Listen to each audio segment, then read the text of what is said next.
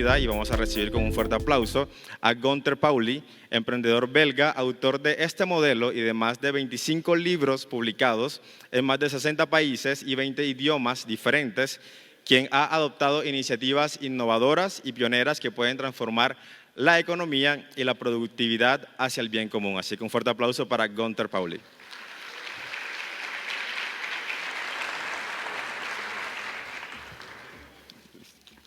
Muchas gracias. ¿Han comido una paleta? ¿Un helado, no? Ah, bueno. Pues lo importante es la paleta, ¿no? Después del almuerzo. Mira, ¿cómo vamos a hacer casos concretos? Yo no voy a poner nada aquí en la pantalla. Yo quiero que ustedes se imaginen todo. La creatividad y la imaginación es la base de todo. No podemos tener las imágenes ya hechas. Yo quiero que pensamos juntos, soñamos juntos y concretizamos juntos. Primero quiero, ¿dónde está Carlos Bernal? Carlos. Ah, bueno, Carlos, pues ponte un poco más para acá. Si usted tiene preguntas, dudas, quiere dirección, quiere un correo, quiere lo que sea, un teléfono, un WhatsApp, habla con Carlos. Porque si todos vienen a mí, yo no puedo responder. Ese es Carlos Bernal, ¿ok? Gracias, Carlos. Amigo de hace tantos años, es muy importante tener equipos. Los casos concretos. ¿Me permiten tomar un caso desagradable o quieren casos agradables? Nosotros tenemos que hablar de todo y todo quiere, entre otros, decir hablar de las cosas que no queremos hablar. Minería de oro, ilegal. ¿Ustedes piensan que hay una posibilidad de transformar la minería ilegal en algo sostenible?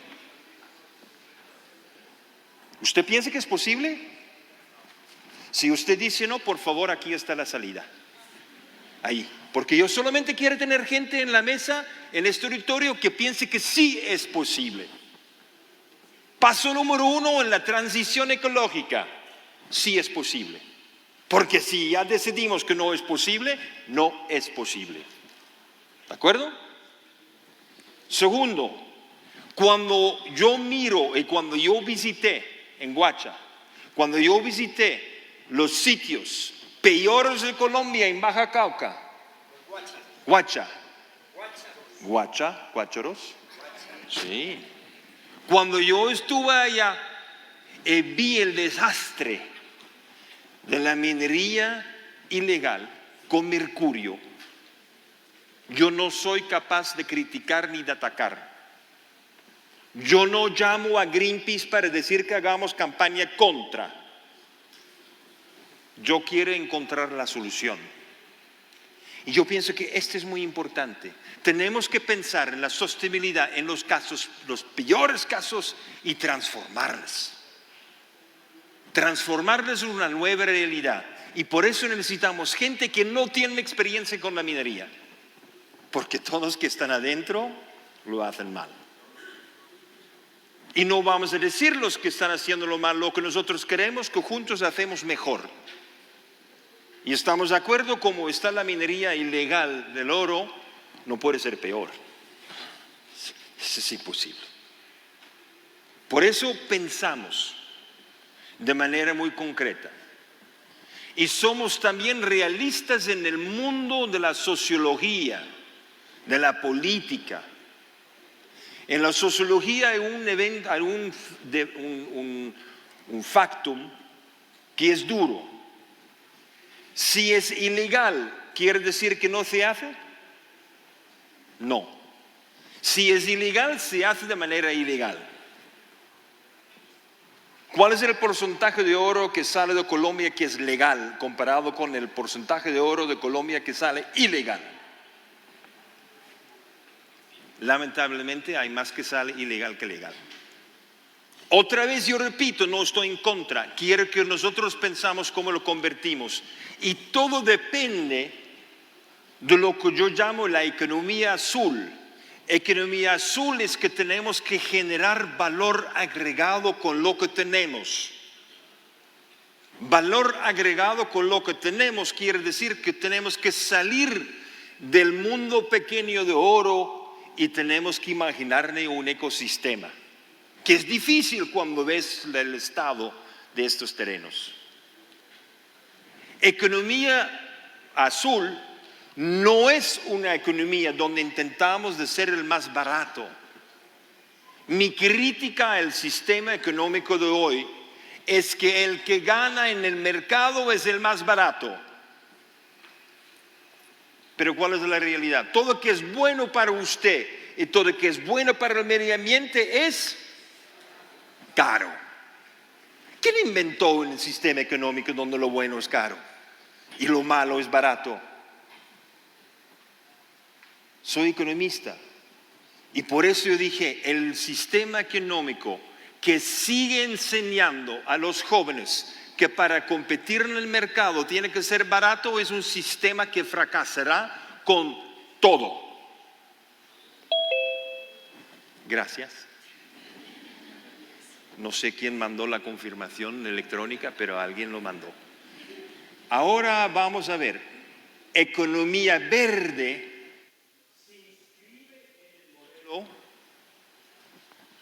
Tenemos, sí, el de economía verde se inscribe en el modelo económico de lo que es barato, compite.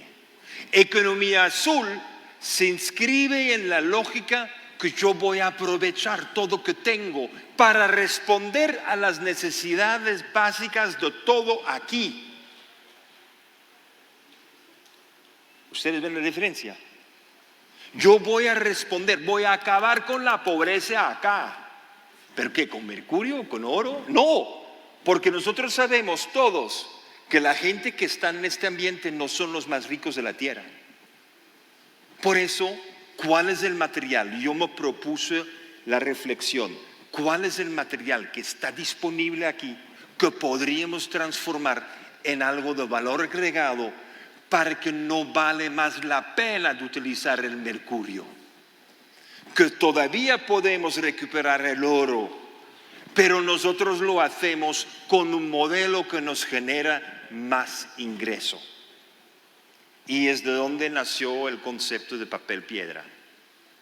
¿Ustedes estaban en la presentación esta mañana? ¿Ustedes se recuerdan qué es papel piedra? Porque para sacar el oro tienes que triturar. Y para triturar tú generas un polvo, tú tienes una arenita muy fina. Y si tú quieres sacar no el 2 gramos, pero la totalidad, incluso el 0.1 gramo de oro que se queda en la piedra, tiene que triturar muy fino. Ahí viene mi lógica.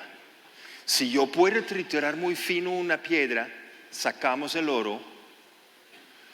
Podemos hoy en día utilizar una tecnología muy diferente, no con mercurio, pero con unas bacterias sintéticas que solamente tienen afinidad con oro.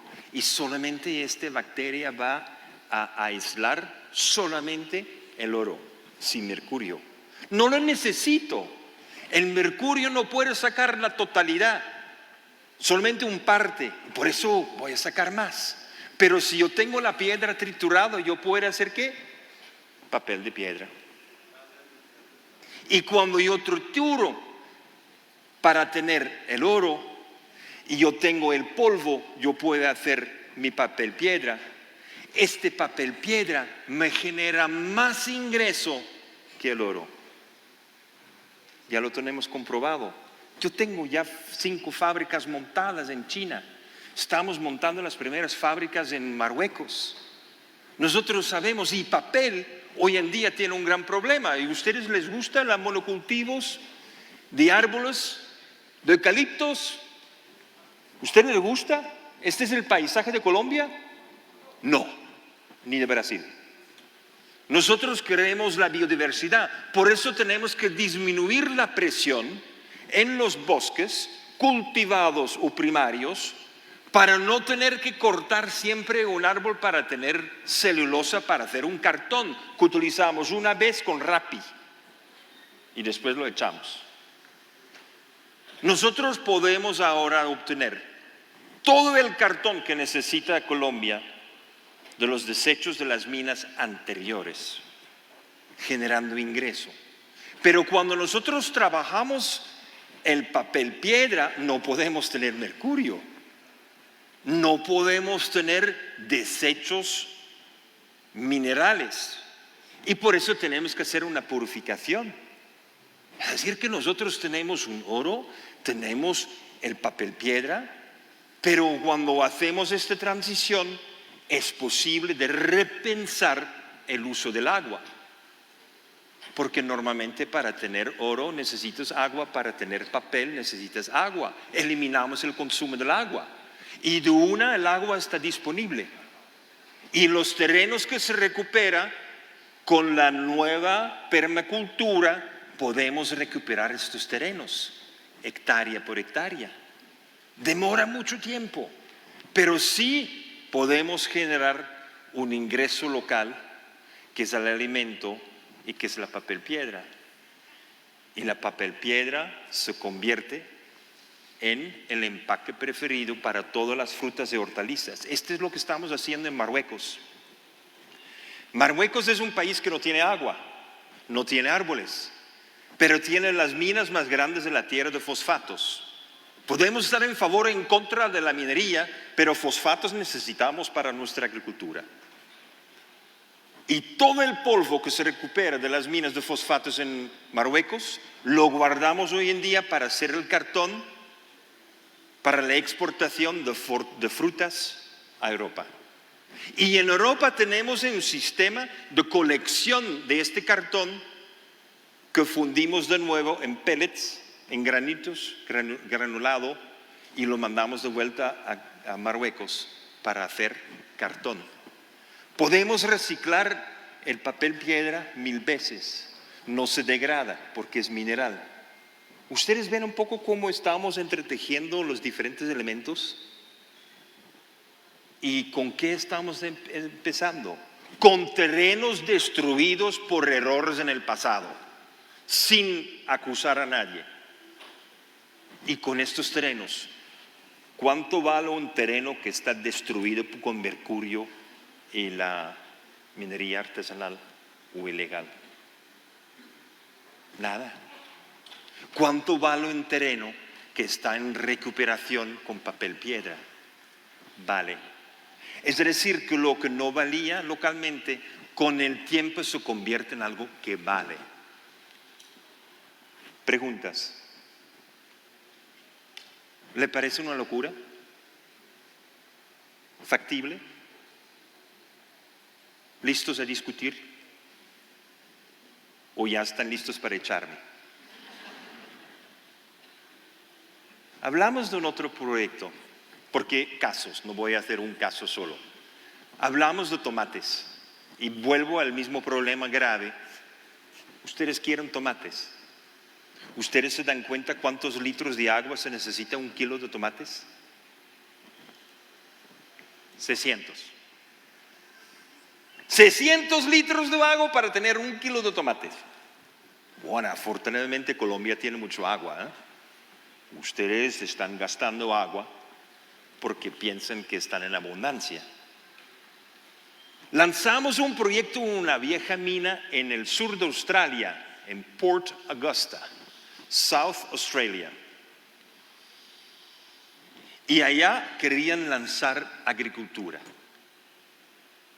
Primero, agricultura en terreno de vieja minería no la recomiendo. Por eso tiene que ser hidropónico. Tiene que ser de otra técnica que no tiene contacto directo con la tierra. Pero es una zona del sur de Australia donde no tienen agua. Y dije, ¿quién dijo que no hay agua? ¿Dónde es la fuente más importante de agua? En el aire. Y como la zona es al lado del mar, nosotros sacamos un agua de 30 metros de profundidad, agua del mar. En tubos lo pasamos en el terreno. ¿Y qué se produce todo el día? Condensación, rocío. Nosotros hoy en día tenemos la mayor producción de tomates En Australia, en una zona donde no había agua. Hoy en día producimos por cada kilo de tomates 3 litros de agua. ¿Le parece un sueño? ¿Ustedes ya han escuchado agricultura que genera agua? Pues esta es la nueva realidad. No tenemos que aprender a ahorrar agua, tenemos que hacerlo como la naturaleza lo hace siempre, producir agua. En la naturaleza no hay nadie que tiene un sistema de bombeo. Los ecosistemas manejan el agua con inteligencia y se ajusta. Por eso, cuando se necesita un cultivo de tomates, se necesita el agua y tiene que saber. No me dices que ustedes no viven al lado del mar y por eso no pueden hacerlo. Errado. Pueden tener un pozo, porque lo que se necesita es lo que se llama delta T, la diferencia de la temperatura. Por lo tanto, que tienes 10 grados de diferencia entre la temperatura del agua que pasa por el tubo y el aire, usted tiene condensación.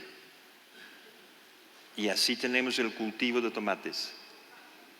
Cultivo de tomates que produce agua. Otro proyecto nuestro. Yo no lo he dicho el barco. ¿Se recuerdan la imagen del barco? Es lindo, ¿no? Pero no he explicado que este barco genera hidrógeno. Era demasiado para los políticos de esta mañana. Sí, porque les puede llevar a un cierto nivel y después no se puede.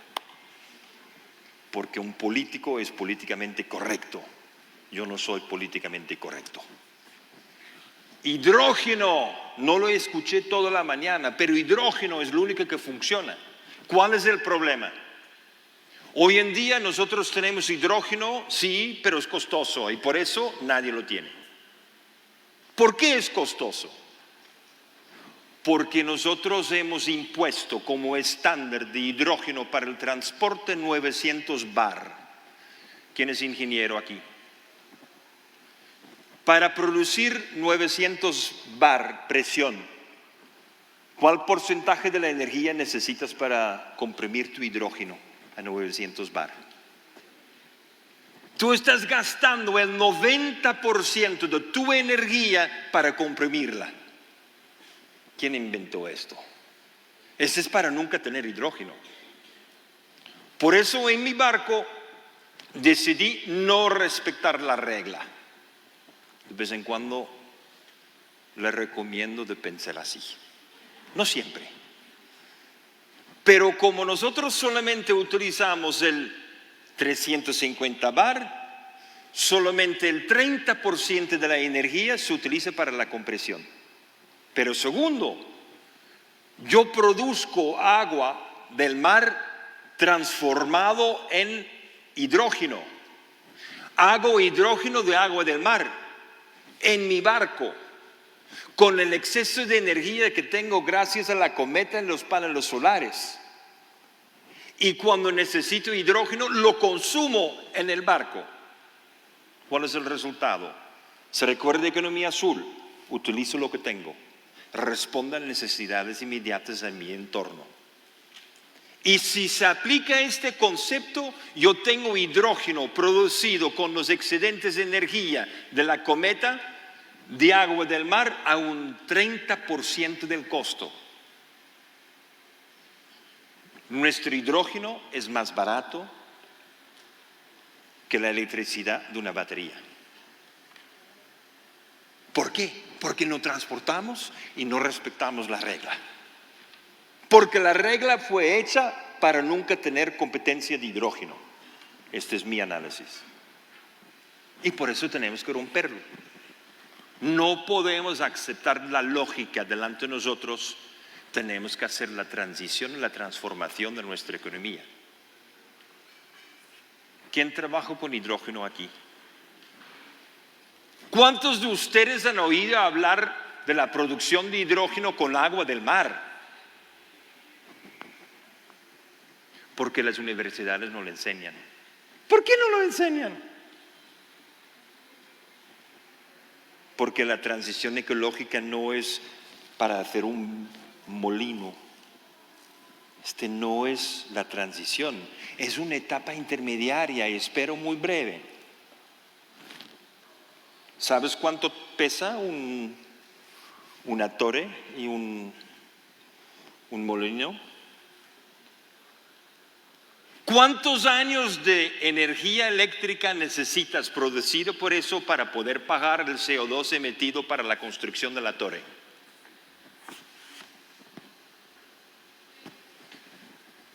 En algunos casos son 5 o 6 años, en otros son 20 años, en otros son 2. Pero ¿qué tiene sentido de tener un programa de energía renovable donde tú estás invirtiendo en CO2 para evitar la emisión de CO2? ¿Quién es el ingeniero que se inventó un molino donde tú fijas y cuando hay viento que pasa para encima no tienes nada? No hay ningún molino que está funcionando a 100%, porque el viento no siempre está ahí. Pero cuando yo tengo una cometa y yo pongo la cometa una cuerdita de 200 hasta 800 metros, yo siempre tengo viento. ¿Cuál es la diferencia en el costo de producción cuando tú tienes viento 24 horas al día, 7 días de la semana, todas las semanas del año? Tú tienes una reducción del costo. ¿Pero qué estás utilizando? Vuelvo a la filosofía de la economía azul. Yo utilizo lo que está localmente disponible, pero con innovación, con creatividad, no aceptando, pues el gran problema de la técnica del viento que recoge la fuerza de la cometa es que la fuerza del viento no es siempre igual. ¿Cuál es el instrumento inventado para tener siempre la misma fuerza? ¿Usted se recuerda del reloj cucú? Cucú, cucú. ¿Sí? ¿Cómo se llama en español? ¿Cómo dicen ustedes? ¿Reloj cucú? ¿Sí? Cucú. Bueno, ¿verdad? Cuando usted tiene un reloj cucú, tiene que jalar un peso de 750 gramos para arriba. Y esta fuerza es 2 segundos, 3 segundos. Y durante 8 días se transforma la fuerza para arriba, se transforma en una fuerza de 1 segundo igual todo el tiempo. Se inventaron los alemanes, no los suizos, fueron los alemanes. Lo inventaron en 1635. La misma técnica del reloj cucú lo utilizamos hoy en día en nuestro barco para tener siempre la misma fuerza energética distribuida. ¿Cómo le parece? Una cometa inventado por Polinesia hace 8.000 años. Un yo-yo inventado por los griegos hace 2.500 años. Y un reloj cucú inventado por los alemanes. Los tres juntos con inteligencia artificial te da la fuente energética permanente con viento. ¿Por qué no todo el mundo lo tiene? Pues tenemos los primeros permisos en Alemania. Segundo serie de permisos lo tenemos en una isla, Mauritius. Nuestro objetivo es que toda comunidad que tiene el derecho de utilizar el aire allá para arriba, que puede tener autosuficiencia energética. Pero ¿qué pasa cuando tú estás generando demasiada energía 24 horas al día? ¿Para dónde vas? Lo metes en hidrógeno. Y el hidrógeno local que lo utilizas localmente. Ustedes ven la dinámica. Nosotros pasamos ahora de minería, pasamos por tomates, pasamos por hidrógeno, pasamos por tantas iniciativas posibles. Pero quiero hablarles de un caso Carlos, que acabamos de lanzar en Santander. Aquí hay santanderianos o santanderianas. Bueno, normalmente siempre hay.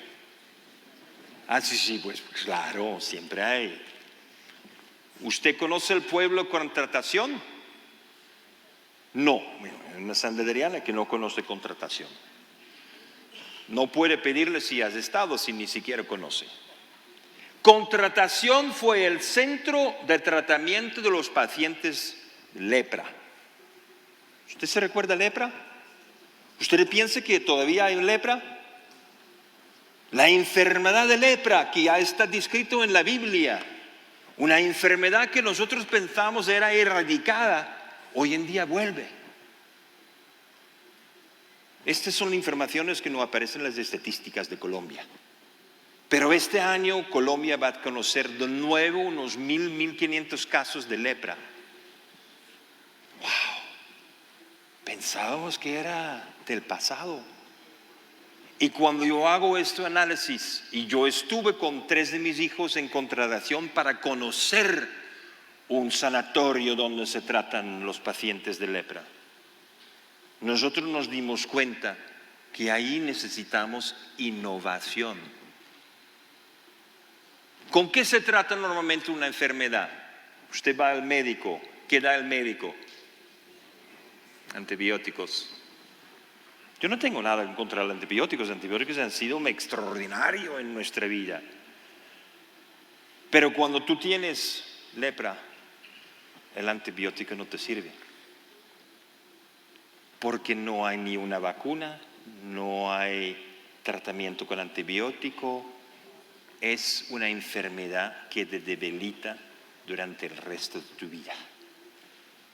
Y la cuestión es cómo podemos organizar calidad de vida. Nosotros necesitamos pensar no solamente en el dinero, en la producción de alimentos, en la producción de energía. Tenemos que pensar en la calidad de vida como la alcaldesa lo describió con tanta elocuencia. Cuidar. ¿Cuál es la economía de cuidar? ¿Es posible que cuidando los pacientes de lepra, y yo estoy seguro en los próximos 25 años Colombia va a conocer 50,000 lepras nuevos? ¿Cómo vamos a cuidar? Esta es la pregunta. Y por eso economía azul es siempre la misma lógica. Concretamente, ¿qué podemos hacer? Y afortunadamente yo pude ir a contratación con un gran amigo, el doctor Hilderman Pedraza, que es uno de los grandes expertos internacionales de la larvaterapia. ¿Usted conoce la larvaterapia? Son larvas de moscas que se meten en tu herida y comen todas las células necrofílicas, las células muertas, para que las buenas puedan crecer, que normalmente limpiamos, pero cuando tú limpias, tú quitas también las buenas nuevas células. Y es por eso que la más alta incidencia de amputaciones en Colombia hoy en día todavía es en ese centro sanatorio de lepra. Les he dicho, de vez en cuando hablo de las cosas que no son placeres, pero es la realidad de la vida. Y si queremos cuidar la vida tenemos que saber. Afortunadamente, ya en la época de los egipcios,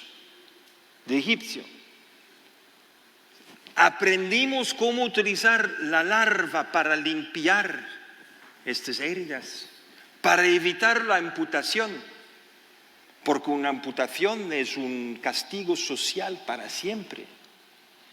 Y con eso nosotros logramos a motivar a este gran experto de la larvaterapia de nos acompañar y hacer primeros tratamientos de los pacientes que tienen ahí todo abierto durante años y tratarlos con larvas. ¿Cuál es mi primera reacción?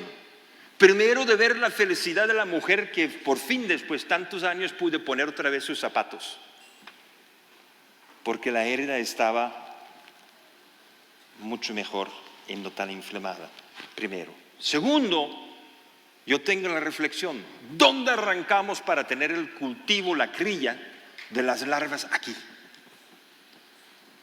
Porque el propósito de la vida es tener un sentido en la vida. Y lo que logramos es motivar la alcaldía local, que tenía ya un centro de compostaje, de mirar si en este centro de compostaje si hay las larvas de moscas que necesitamos para el tratamiento. Y así lanzamos el proyecto de cría de larvas, primera en Colombia, en el centro de tratamiento de lepra. Y la cría de las larvas no solamente es para medicina, que necesita un proceso muy especial, que ya arrancamos. Segundo, en la zona identificamos mucha piscicultura, albinas importadas del Meta, los alimentos importados del exterior, las hormonas que necesitan importados. ¿Quién gana dinero con eso? Todo es el comercio internacional. Nosotros queremos que la gente tenga desarrollo económico local. Y por eso el alimento de la proteína es importante. Y logramos a tener un proyecto de cría de larvas con todos los desechos orgánicos y de matadero ilegal y de los mataderos, y al otro lado de la basura orgánica del municipio. Y con estos dos estamos criando toneladas de larvas. ¿Y quién quiere comer la larva?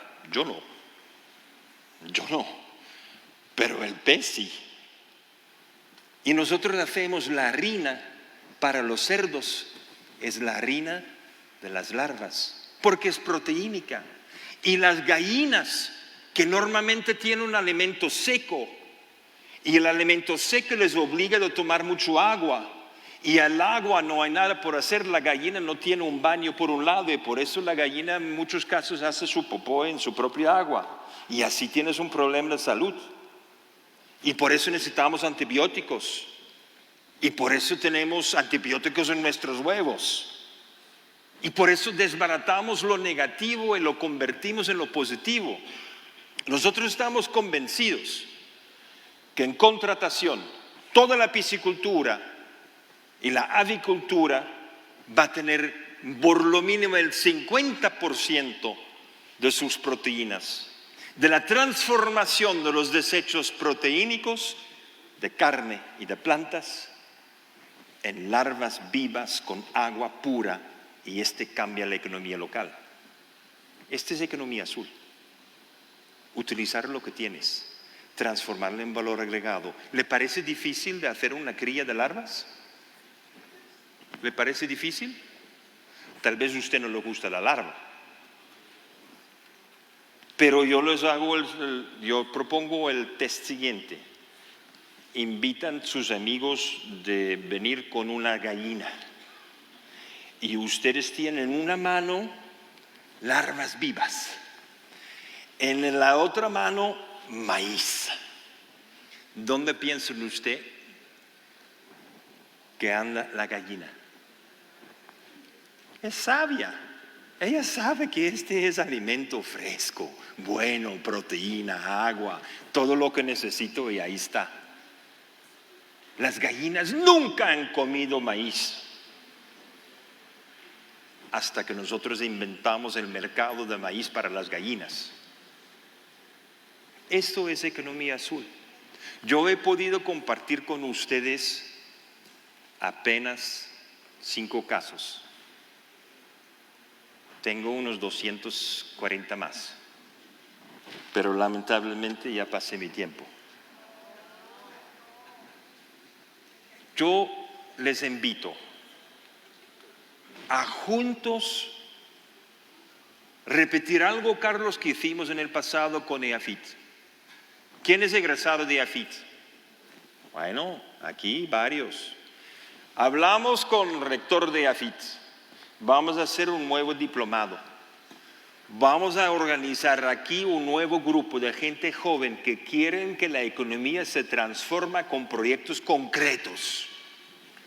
Proyectos concretos que se realizan en los municipios, no en el centro de Medellín. Es complicado. Qué pena, alcalde, qué pena, pero... Y nosotros hacemos una transición rápida.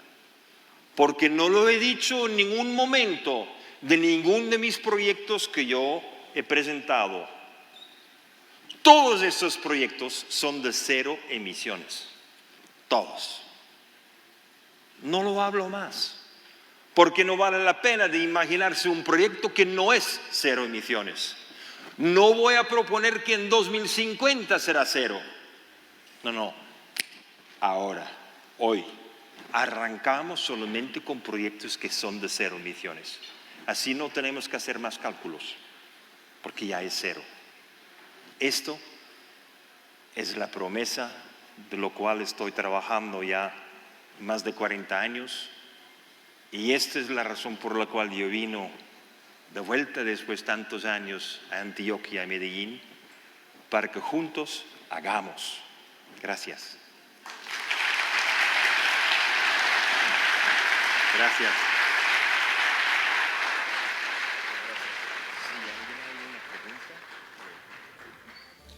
Fuerte ese aplauso otra vez para Gunter Pauli. Muchas gracias por esta ponencia.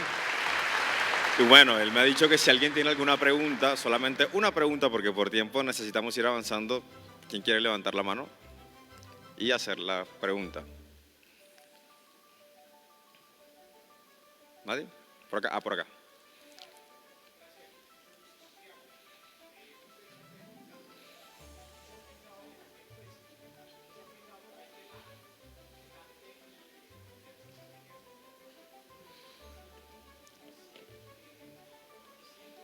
Lo repito después.